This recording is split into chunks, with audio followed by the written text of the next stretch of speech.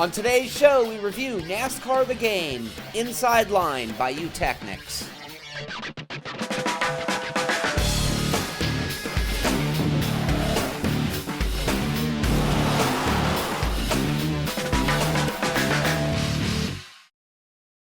Welcome to Inside Sim Racing. I'm Sean Cole with my good buddy, Darren Ganji. And we're here today to test out NASCAR The Game, the Inside Line, or also known by NASCAR 2012, I think. That's what I've been calling it, by Technics. By Technics. And this is the second version of their game since acquiring the NASCAR license. The coveted NASCAR license. It is a coveted NASCAR license. I'd say there's two big licenses in sim racing.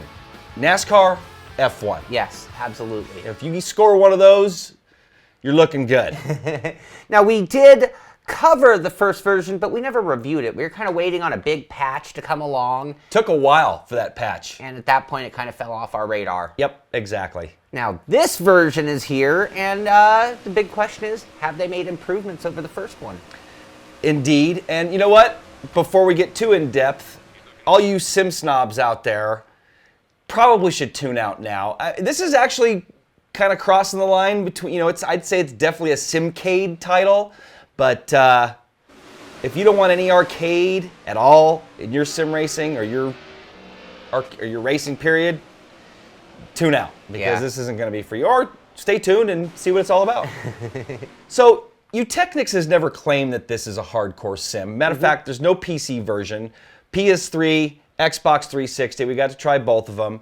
And basically this recreates NASCAR season. And you can drive all the drivers from the current NASCAR season, all the tracks, all the paint schemes. Everything's simulated to an extent. You can run a single season, a full season, or in career mode where you work your way up the ladder to bigger sponsors and more cash payouts from races. This is actually where it gets a little arcadey too, because you're having to buy upgrades for everything along the way to get your car to be a full cup car. And you might need to, because you might actually be kind of performing and need those upgrades. Not kind of, you are. Yeah. Hard and classic AI, man, the fields are running away from me. I can't tweak the car, and I honestly don't have that much time. And I'm not good at it anyway, so.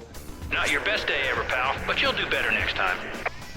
Starting in career mode at Daytona, you feel like you're down 100 horsepower. Yeah, you're just kind of clinging on, hoping to. But in a season mode, it's not like that. You can pick any car and it's got all the performance. Full performance, equally performing against the AI. Yep. In addition to the normal racing, the game also features challenge mode where you can relive historic moments from the recent years of NASCAR and see if you can change the way things played out on that day. In addition, you can race online against up to 15 of your friends and compete in the online leaderboards to find out who the fastest NASCAR driver in the console world really is. Each race weekend is recreated in great detail with Darrell Waltrip and Mike Joy starting things off with a pre-race celebration. Welcome to Fox Sports coverage of the Daytona 500. I'm Mike Joy with Hall of Famer Darrell Waltrip. Mike, the Daytona 500, the great American race. That includes flybys and seeing the trophy that you're about to race for, which is pretty cool. Yeah, that's an element where they really brought those real-life NASCAR touches to the game. Yep. The game features a live spotter that keeps you informed of cars nearby and pit strategies all through the race. No fuel this time. Tires look fine. So there's a little bit of background about this game, and like we mentioned, this is the second version, and a lot of what we're here to see is, are there differences between the first and second, or more importantly, improvements over the first to the second version? And you know what I'm really doing too is I'm comparing this to the Formula One franchise by Codemasters, because it's really along the same lines, and last year's version didn't hold a candle to what Codemasters is doing. Right. So we're going to tell you if this year's version does. Yeah. And the best way for us to do that is to go through our categories that we usually do to rate a game. And we're going to start with the physics. Physics definitely improved. I, for one, like them. I mean, for what they are. Yeah. I mean, it's not at the caliber of an iRacing or R-Factor or even NASCAR 2003, but pretty close. Yeah. Well, and you hear me talk about this in physics all the time, but it's car balance. And how does that car react to input that you're doing? And do you get the kind of roll from the car that you expect, or the kind of braking transfer of weight? And all that's happening in this game. And you can see they put a lot of emphasis on that. a little too much brake, and you're going to get that push that we talk about. Yeah, back to the arcade side. I caught a slide last night that I should have lost. Right. For sure. I just zipped the wheel the other way and I saved it. But they're pretty good. Yeah. I'd say they're definitely getting to that simulation level to where if they go too far, it's going to be too hard for the pad drivers. And it's not all arcade. So like you said, you saved that you saved that slide, but that's not always going to happen. You're going to spin out quite a bit. Yeah, and a big part of the physics is how you set up your wheel and force feedback and stuff, and we'll get to that when we talk about force feedback, but very nicely done, I'd say. Absolutely. Another thing that's pretty nicely done are the graphics. Now, there was a little bit of a difference between the Xbox and PS3, it seemed. That's for sure. But ultimately, the graphics were pretty good. Now, I did most of my playing on the PS3, and I was playing in 720, so that's a little bit of a downgrade from what I'd like to see. That's probably where I'm seeing the extra graininess and jaggies, too. Yeah. I would say. Actually, I think the Xbox 360 in general has some anti-aliasing going on because you just don't see as grainy and as blocky of of images that you do on the PS3. Both running fast enough frame rates. I'm imagining 30 frames. Oh yeah, easily. I mean, full frames. I mean, I'm seeing no stutter at all. And 42 cars, or 43, however many they're running, on track at the same time, and you can see them all. So, well, I it's pretty remember impressive. in the last version, that was something we knocked them on. We were like, look, you're not getting the frame rates. Why do you have all these cars out there? But now they pulled it off. And they get a little bit of a haze going with things, but whatever they're doing to get that frame rates, they're doing a good job because it definitely gets the job done. Yeah. I'd like to see a PC version, to be honest. I would too. Another thing, while we're still on the subject of graphics, this is some of my favorite smoke effect that I've ever seen. So when a car is spinning out in front of you and you're seeing that cloud and sparks in the smoke. Very well done. Very well done. Little debris flying in the air. Some things that, I like the damage and scrapes and everything you see with the cars, Right. I'd like to see those in some of the Sims that we're playing nowadays. Actually, Absolutely. there's some features in this title that I'd like to see implemented in, say, iRacing and some other, Absolutely.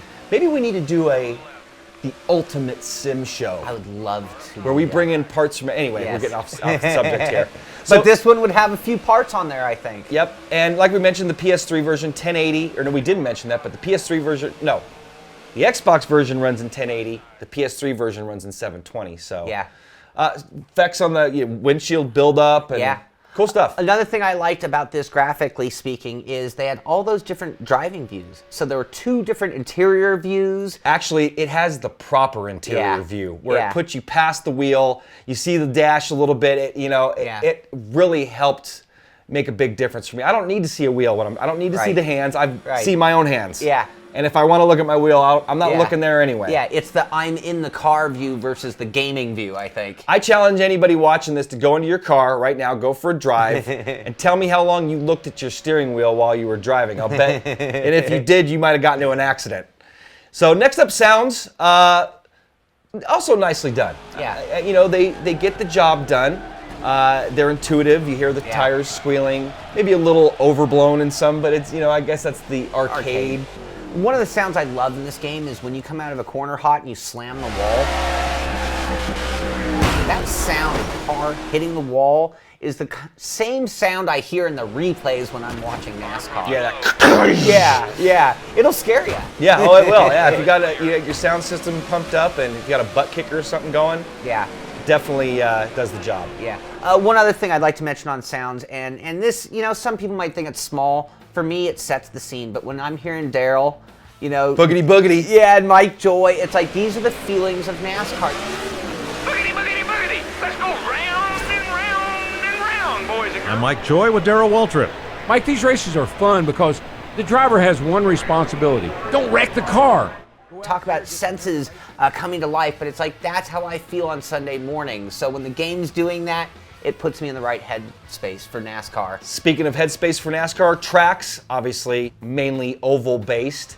Actually, only 2 road courses, Infineon and Watkins. Lots of life in the tracks. Also well done. Not really much else to say. All the tracks from the schedule are there. Right. So you can run on any of the, any of the tracks on NASCAR's schedule. Yeah, I mean, I think they're very accurate tracks in terms of the driving circuit. Maybe some of the exterior stuff, like when we were at California, the mountains are in the wrong spot. But I mean, that's nitpicky That's little nitpicking, stuff. yeah. Just because we know it. So what, 23 total tracks? Yeah. So lots to choose from, so lots to keep you entertained and busy. And before we get to our commercial break, let's talk about cars. NASCAR. NASCAR. Sprint Cup car. Yeah. That's basically all there is. I would have liked to have seen nationwide the trucks. Sure. They've got the license, so everybody loves running the trucks. Yeah, and well, like you mentioned, the similarities between this and Codemasters, this is one of the only ways you're going to be able to drive against the real NASCAR guys. Yep, and you can pick any one of your favorite drivers and drive as him. Yeah. And be in his car. Or her. Yeah, that's right. Danica's in it. So if you're a Danica fan, you can drive as Danica Patrick.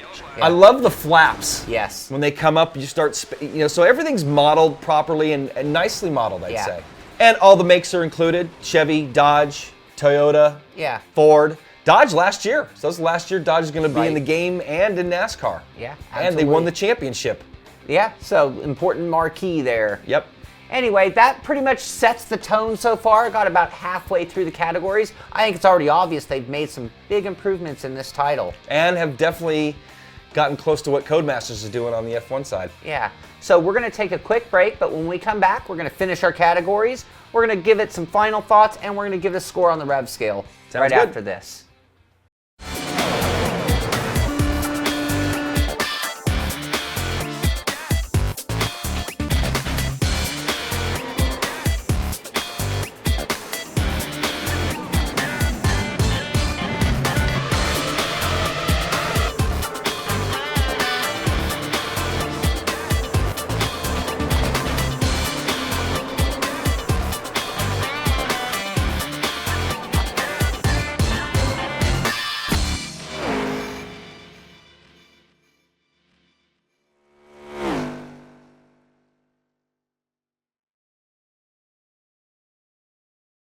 Peggy 3. What makes a driver a champion? Determination, speed, courage. There are many drivers with these qualities, but they're not always enough to make a champion. A champion needs something more. When you push yourself to the limits, there is only one thing that can really make the difference: control.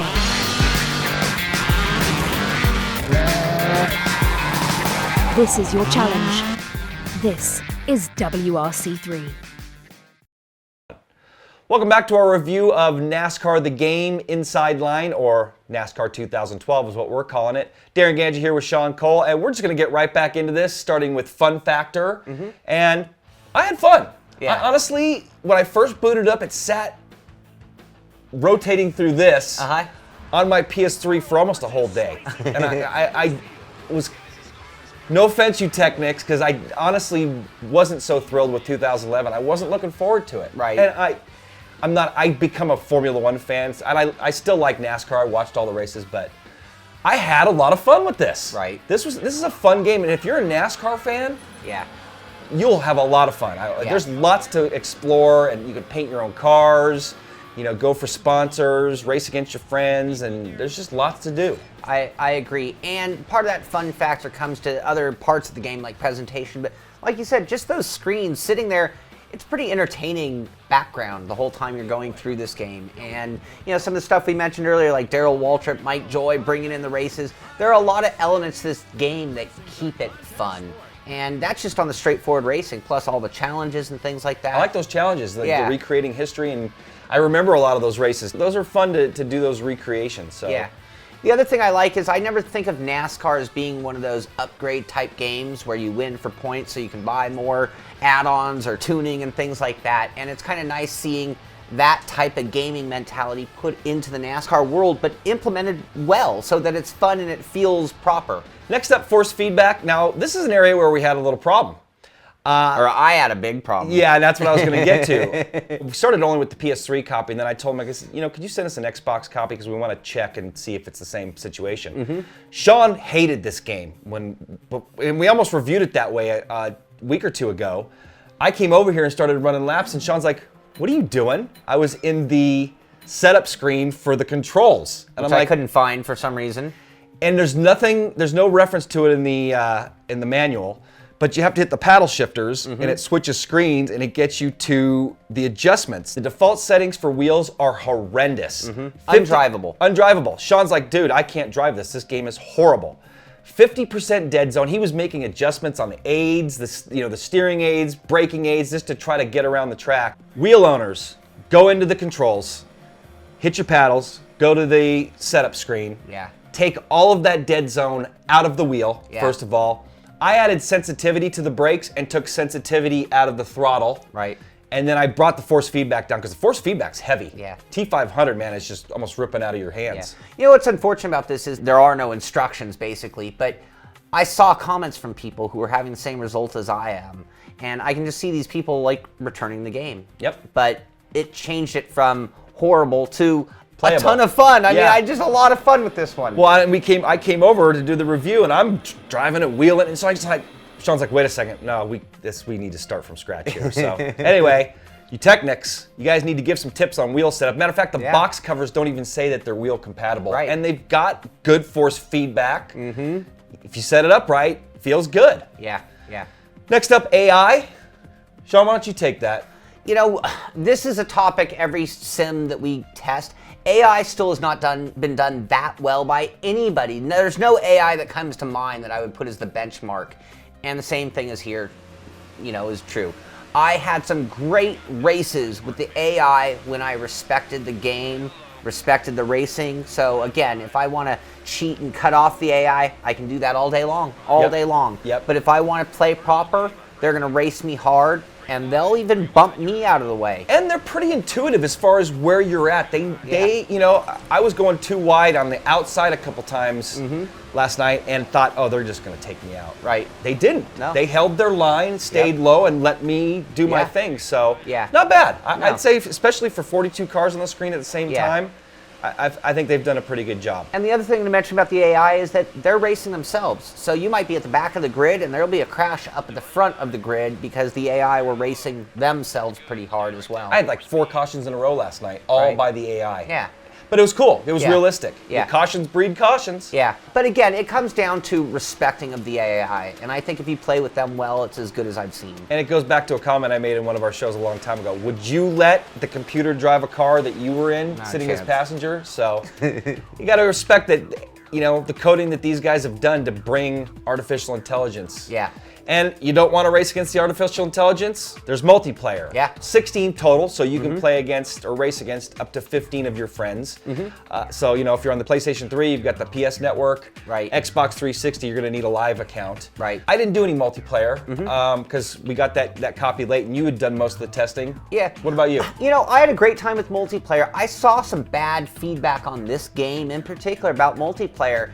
And I don't think they're guilty of anything that everybody else isn't also guilty of, which is when you're playing on a PS3 or an Xbox, you're on that type of matchmaking, so you're not hosted servers, you're not controlled environment, you can't control who your competition is like you'd want to, and I think those are the biggest problems with multiplayer, not what they actually coded. I saw some warping, but I don't know if that was my connection, their connection. There's really no way to point a finger there. Now, getting a good group, this is going to be fun. So anyway, multiplayer's, you know, good enough to check out, and I'm sure there's lots of people out there, may have some even leagues out there going, so worth checking into. Damage. I didn't think it was enough. Right. I think that visual was cool. You could see a lot of wrinkles and all this stuff, but I think it needed to do more physical damage to the car. Yeah. I mean, it's like you could pretty much use that car in front of you as a bumper every time, and it really wasn't going to play a big role in your car. And even at Daytona, where aero is so important, yes, damage affected your car, but like you said, not dramatically enough. And getting things wrapped up here, presentation. Nice UI, well done, cool music. Matter of fact, somebody reached me, and I'm apologizing because we've got so many social media platforms that we get contacted on. There's I think it's a sim racer who his band has some music in this game. Oh, so that's awesome. So yeah, cool music, cool sounds, cool UI. Yeah. I like the trivia questions while you're waiting. Yeah. That helps pass the load time. Honestly, the loading times are a little long, but the trivia questions help get past that for Definitely, me. So I definitely. like that kind of stuff. Also, it's there that you get to flick your little Lanyard and see how many races or how many miles you've been there. So at least you're a little entertained during those loading screens. Yeah, and the presentation is really exciting. So I mean, your car, your paint scheme, your sponsors are always at the center of attention. So wherever you are navigating through the menus, you're always looking at your team, your garage, and you can even spend some of your money on things to put in your garage, which kind of make it a little more personalized. Yeah, that's kind of cool. That wraps up all of our categories. Now it's going to take us to pros and cons, starting with the pros. And the first pro, total NASCAR environment. So if you're a NASCAR fan, you're going to really enjoy this game, I would say. Especially, if you can handle everything, you got a wheel, set it up like we told you. I'd say it's as good as it's ever been done. I'd say they're definitely ahead of the EA guys. Yeah, definitely. Not that I was a big fan of that series, but... And with that, another pro, very similar, but you're talking to real cars, real tracks, real drivers of NASCAR, and that's cool. Great oval racing at times. The AI is solid, and you can have some really great racing. So, great racing title for the most part.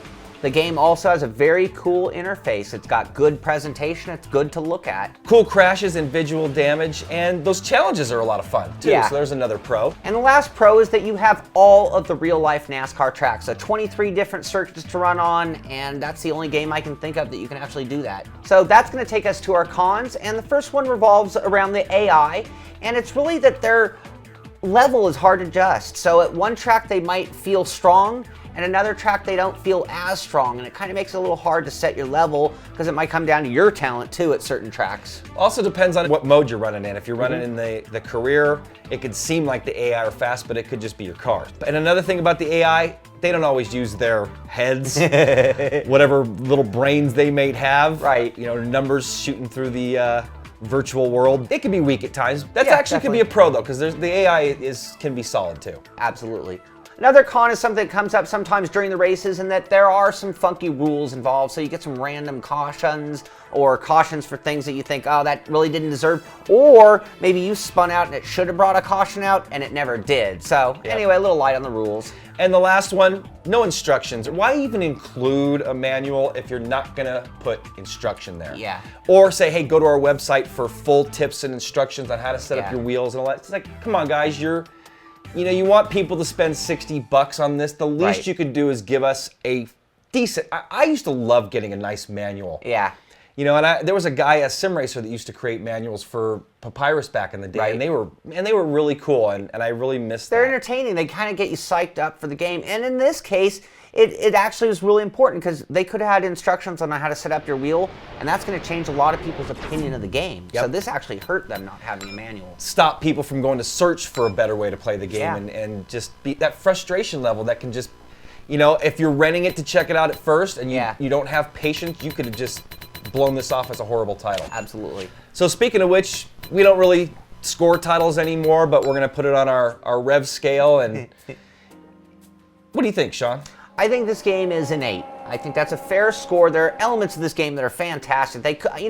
You mentioned at the beginning, they are now rivaling Codemasters with what they're doing for NASCAR that Codemasters is doing for Formula One. Yep. I think they're very similar titles, and I think they're close in terms of how well they're doing their job of showing off that license. I agree with that score. I'd say between, if we're going to give it a school grade, definitely not an A. And I'd say right around B, between a B and a C. Definitely have stepped it up since last year, and definitely have gotten close to what Codemasters is doing. Still haven't got, I'd say they're equal to like F1 2010. Yeah. As far as being on that level. They are more on the arcade side though than the F1 guys. So that being said, simulation or arcade, definitely for me right in the middle. Simcade, there's arcade elements and simulation elements. I'd honestly like to see these guys do and I mentioned this, a full PC version. Right. Hardcore. Yeah.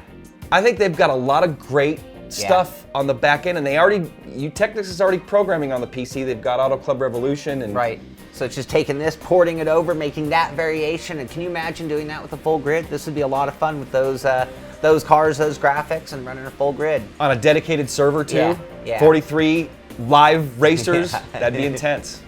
So that's going to do it for our review of NASCAR The Game Inside Line. We're calling it NASCAR 2012 by Eutechnics. Thanks, guys at Eutechnics, for sending us these copies of the game and getting us another version on the Xbox 360 to check out. Yeah. By the way, same settings on both as far as adjusting your wheels, so make sure you get that dialed in for your preferences. And anything else before we go? I'm just really glad that they did well with this license. Again, I think we've said this on the show over the years, but it's important when somebody has one of those sacred, coveted licenses that they represent it well, so that the masses who flock to it get good exposure to sim racing. And I agree. And I think they did well there. And I agree, and I'd say it's a great gateway to hardcore sim racing, like we've seen with Formula One and Gran Turismo and Forza. We see a lot of people from that genre or console racing migrating over to the PC. Yeah. So anyway, that's going to wrap things up. Visit us at our website, isrtv.com. Like us on Facebook, facebook.com/Inside Sim Racing. Also on Twitter, twitter.com/Inside Sim Racing. For Sean Cole, I'm Darren Ganji. We'll see you next time. Darrell Waltrip, I'm Mike Joy. Mike, have you ever been caught in a blender? Have you ever gotten into the cul-de-sac and tried to run 500 laps around your neighborhood? No, but that's what Bristol is all about. It's like flying airplanes in a gymnasium.